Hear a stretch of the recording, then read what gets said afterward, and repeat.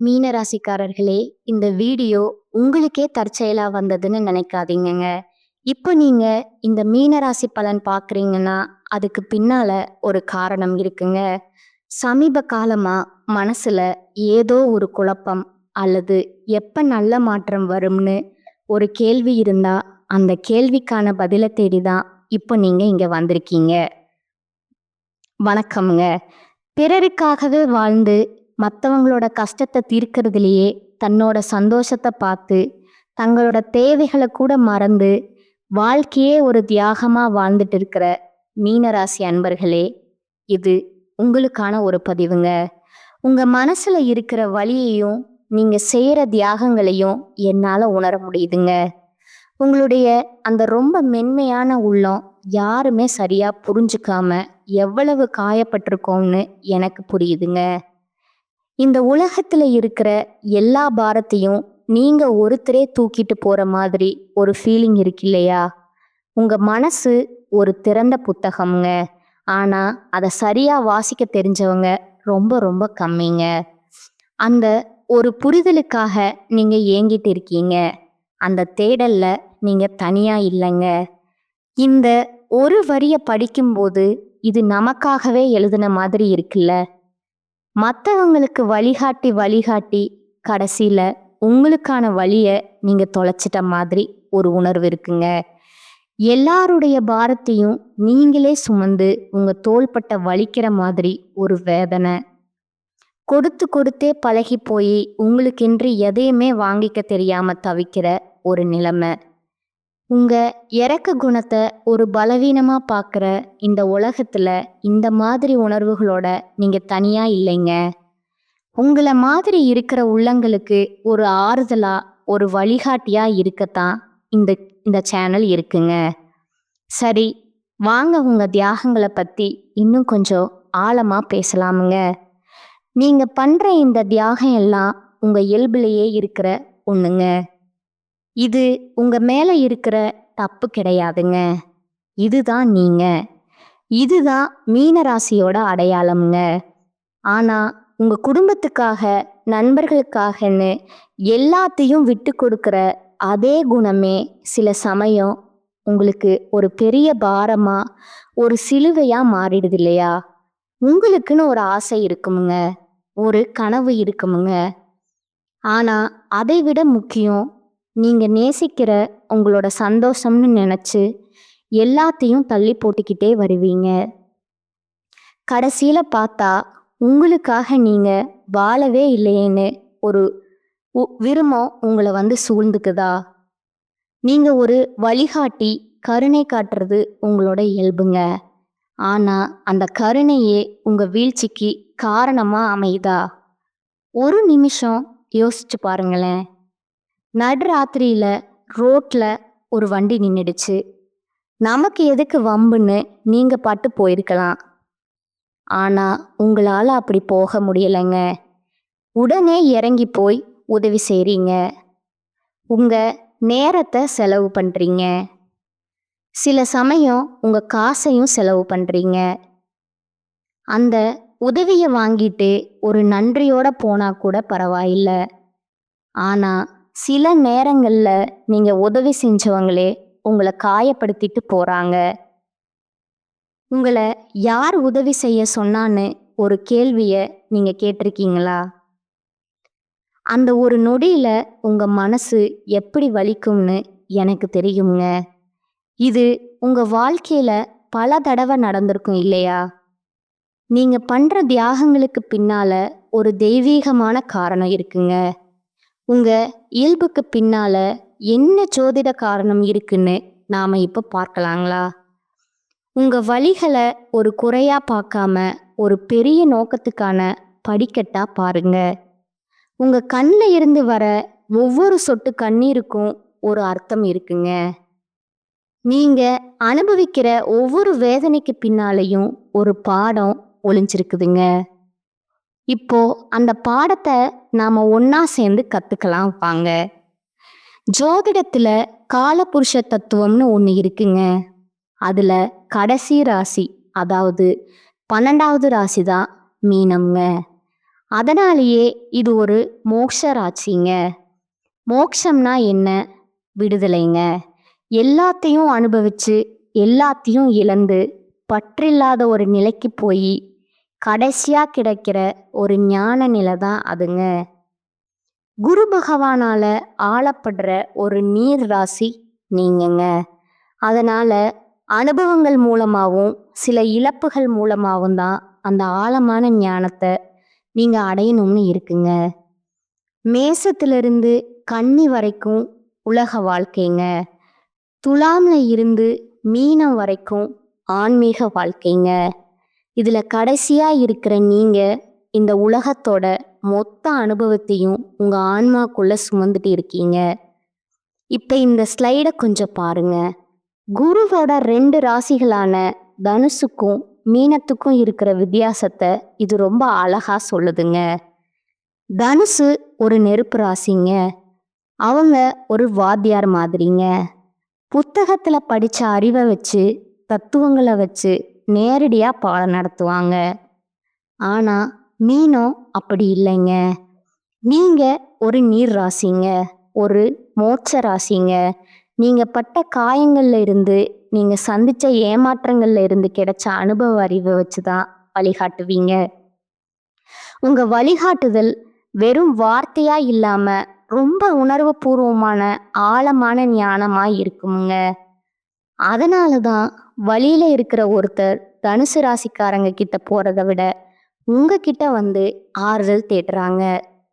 ஏன்னா இந்த வலிய நீங்க ஏற்கனவே அனுபவிச்சிருக்கீங்கன்னு உங்களுக்கு தெரியுங்க. இந்த கேள்வி உங்க மனசோட ஆழத்துல எப்பவுமே ஒளிஞ்சுக்கிட்டே இருக்குதா? நீங்க யாருக்கு உதவி செய்றீங்களோ அவங்களே உங்களுக்கு துரோகம் செய்யறது, யாரை காப்பாற்றணும்னு நினைக்கிறீங்களோ அவங்களே உங்களை காயப்படுத்துறது, இது ஏன் இப்படி நடக்குது? உங்க கருணையில எந்த தப்பும் இல்லைங்க. ஆனா அதை யாருக்கிட்ட காட்டுறீங்கிறது தான் ரொம்ப முக்கியமுங்க. தண்ணியில தத்தளிச்சிட்டு இருக்கிற ஒரு தேலையோ பாம்பையோ கருணைப்பட்டு காப்பாற்ற நினைக்கிறீங்க. அதை எடுத்து வெளியில விடுறீங்க. ஆனா அதோட குணம் என்ன? கொட்டுறதுங்க. அது அதோட குணத்தை காட்டுதுங்க. அதே மாதிரி தான் நீங்க உதவி செய்யற சில மனுஷங்களும் அவங்க குணத்தை காட்டும்போது நீங்க காயப்படுறீங்க. உங்க மேல இருக்கிற ஒரே தப்பு எல்லாரையும் உங்களை மாதிரியே நல்லவங்களா நினைக்கிறது தாங்க. இங்கதான் ரொம்ப முக்கியமான ஒரு விஷயம் இருக்குதுங்க. நம்ம வழியில மட்டும் ஏன் இவ்வளவு முள் இருக்குன்னு நீங்க வருத்தப்படலாம்.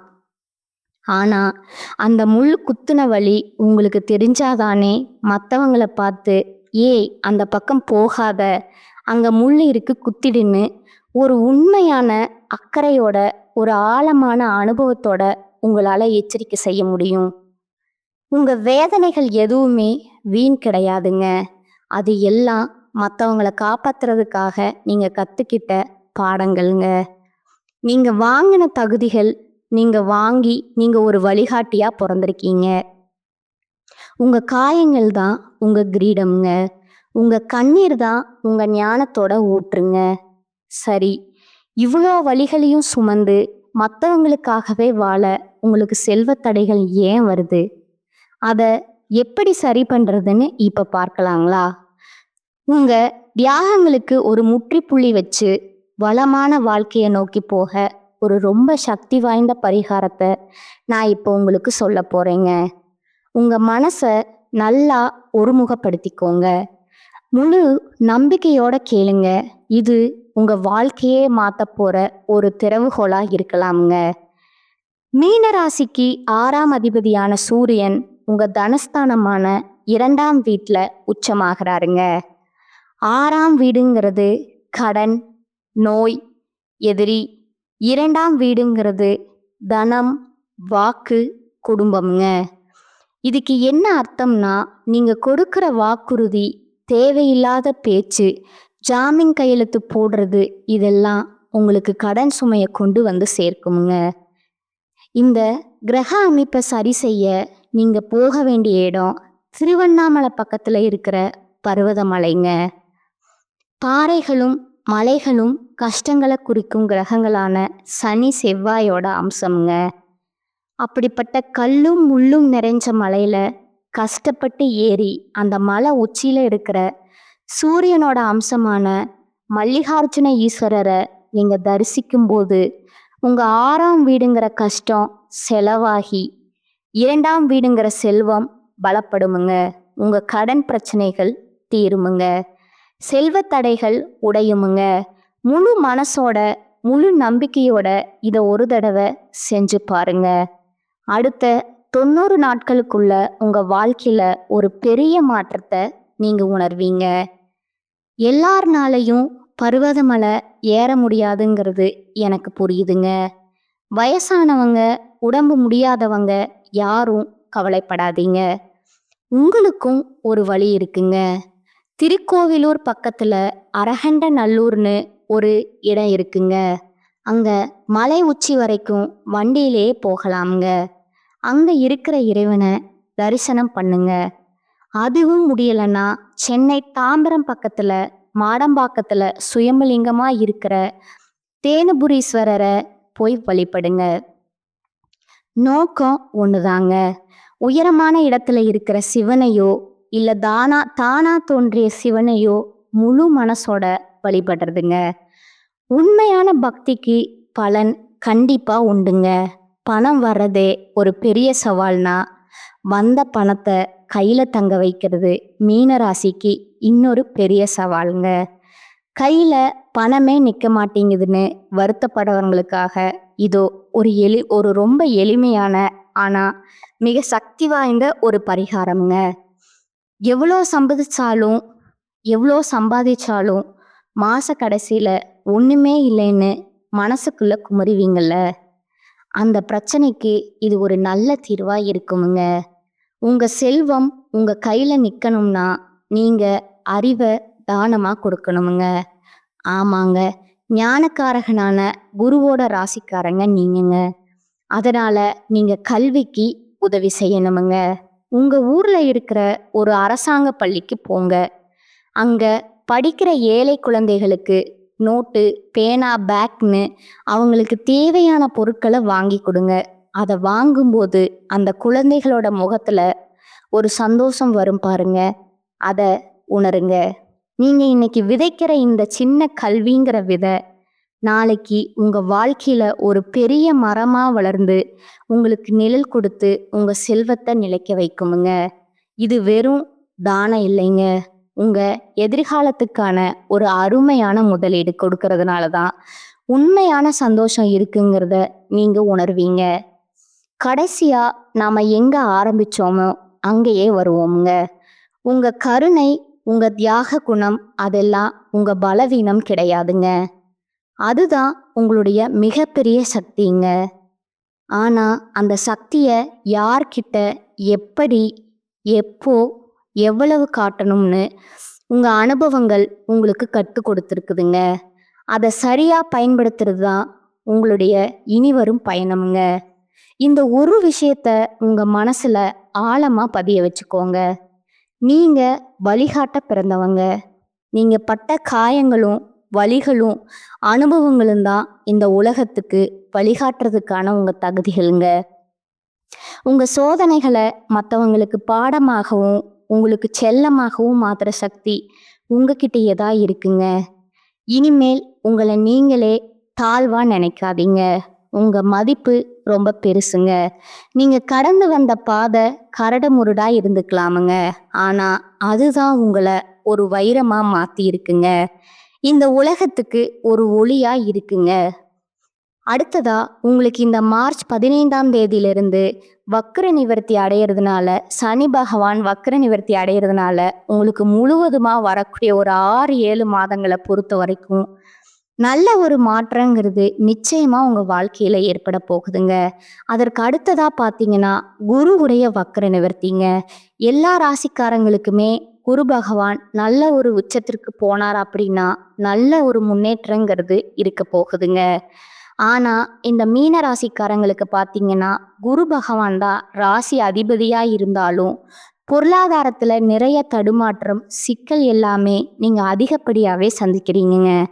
இதற்கு காரணம் உங்களுடைய ராசியில குரு பகவான் இத்தனை நாட்களா 2ஆம் இடத்துல இருந்தனால தான் பொருளாதாரத்துறை நிறைய பிரச்சனையும் சிக்கலையும் சந்திச்சிருப்பீங்க.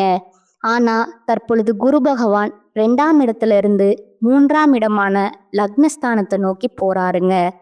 இதன் மூலமா ஒட்டுமொத்த குரு பயிற்சி பலன்களும் தற்பொழுது உங்களுக்கு முழுமையா கிடைக்க போகுதுங்க. இதன் மூலமா பொருளாதாரத்துல ஒரு மிகப்பெரிய ஒரு மாற்றம் அப்படிங்கிறது கண்டிப்பா உங்களுக்கு ஏற்பட போகுதுங்க. அடுத்ததா சுக்கிர பயிற்சிங்க. சுக்கிர பயிற்சியை பொறுத்த வரைக்கும் இது 12 ராசிகளுக்குமே பொது பலன்களாகவே பார்க்கப்படுதுங்க. இதன் மூலமாகவும் உங்களுக்கு ஒரு உச்சத்திற்கு போகக்கூடிய வாய்ப்புகள் இந்த சுக்கிர பயிற்சி காலகட்டங்கள்ல ஏற்பட போகுதுங்க. அதற்கு அடுத்து பார்த்தீங்கன்னா உங்களுக்கு ராகு கேது பயிற்சிங்க. ஐயோ, ராகு கேது பயிற்சியா சொன்னாவே எல்லாரும் பயப்படுவாங்கங்க. அந்த அளவுக்கு இந்த ராகு கேது காலகட்டம் அப்படிங்கிறது ஒரு நெகட்டிவான ஒரு காலகட்டமா பார்க்கப்படுதுங்க. இந்த டைம்ல நீங்க ஏதாவது ஒரு பிஸ்னஸ் ஸ்டார்ட் பண்ணீங்க, இல்ல ஏதாவது நல்லது பண்ண போனீங்க அப்படின்னா அந்த இடத்துல முழுக்க முழுக்க நெகட்டிவா மட்டுமே நடக்குமுங்க. ஆனா தற்பொழுது நடக்கக்கூடிய இந்த ராகு கேது காலகட்டம் அப்படிங்கிறது உங்களுக்கு அப்படியே ப்ளஸ்ஸா மாறி செயல்பட போகுதுங்க. ஏன்னா இந்த டைம்ல உங்களுக்கு 5 வருட கிரகங்களுடைய சேர்க்கை ஒன்றாக இருக்கிறதுனால இந்த ராகு கேது காலகட்டம் அப்படிங்கிறது உங்களுக்கு நல்ல ஒரு தொடக்கம் காலகட்டமா உங்களுக்கு பார்க்கப்படுதுங்க. இதன் மூலமா கடந்த காலகட்டங்கள்ல உங்க வாழ்க்கையில நீங்க எதையெல்லாமோ இழந்துட்டு கஷ்டப்பட்டுட்டு வருத்தப்பட்டுட்டு இருக்கீங்களோ அது அனைத்தும் திரும்ப பெறக்கூடிய ஒரு காலகட்டமாகவே பார்க்கப்படுதுங்க. கடந்த காலகட்டத்துல ஒரு வேலைங்கிறது உங்களுக்கு கிடைச்சிருக்காதுங்க. ஏதோ கிடைக்கிற வேலைக்கு ஒரு 10,000 ரூபாய் சம்பளத்துக்கோ 15,000 ரூபாய் சம்பளத்துக்கோ பிடிக்காத ஒரு வேலையை குடும்ப கஷ்டத்துக்காக வேற வழியே இல்லாம செஞ்சுட்டு இருந்திருப்பீங்க. ஆனா இனி வரக்கூடிய நாட்கள்ல நீங்க படிச்ச படிப்புக்கு ஏத்த மாதிரியும் உங்களுக்கு பிடிச்ச மாதிரியும் ஒரு வேலைங்கிறது கிடைக்க போகுதுங்க. நீங்க அரசாங்க வேலைக்கு ட்ரை பண்ணாலும் சரி, ஒரு ஐடி வேலையோ, ஒரு பிரைவேட் வேலையோ, ஒரு பேங்க் வேலையோ, எந்த வேலைக்கு ட்ரை பண்ணாலும் அந்த வேலை அப்படிங்கிறது நிச்சயமா உங்களுக்கு கிடைக்க போகுதுங்க. அடுத்ததா உங்களோட நட்சத்திர பலன்களை பார்க்கலாங்களா? முதலாவதா பூரட்டாதி 4ஆம் பாதமுங்க. இனி வரக்கூடிய நாட்கள்ல எல்லா வசதிகளும் உங்களுக்கு உண்டாகுமுங்க. நோய் நீங்கி ஆரோக்கியம் பெறுவீர்கள். மனதுல தைரியமும் தன்னம்பிக்கையும் பிறக்குமுங்க.